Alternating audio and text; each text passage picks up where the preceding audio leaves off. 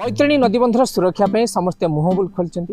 बैतरणी नदीबंधर सुरक्षा ना रे जो व्यवस्थार अव्यवस्था कराऊँच बैतरणी नदीबंध कर जो कम होची केते टंकार काम से कम किए कौन सूचना फलक ना ये बैतरणी नदीबंधर सुरक्षा नौकरी खाली राताराति फल्स कम कर बिल उठाई बोधे ये गोटे हीन चक्रांत किंतु जी भी कंट्राक्टर होता से गोटे सूचना फलक निहाती लगेगा कथा यह केते टंकार काम केते बाट पर्यंत काम एवं ये काम कि धरण काम ता कौन प्रकार सूचना न थाई से माने ए बंध काम करछंती।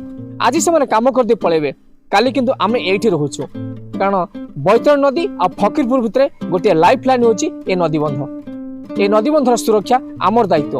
आज आमे देखौछु जतबेले एठी माटी परिवर्ते बाली पडुची आपण कोंतु ए बालीर स्थायित्व केते दिन। बैतरणी नदीर बाम पटे जो 3 फुट 4 फुट जो माटी पका होची माटी पकेवाना जो पैसा आछि एठी बाली पकोछंती आ ये बाली सीधा जाउची तळुकु ताले बंधर स्थायित्व कोन होबो। बैतरणी बामपर्श नदी सुरक्षा बंध प्रशस्तीकरण भेले कि बैतरणी नदीर बामपार्श्व सुरक्षा बंध सेतुठारु फकीरपुर अभिमुखे दीर्घ 3 किलोमीटर प्रशस्तीकरण काम आगे चलछि।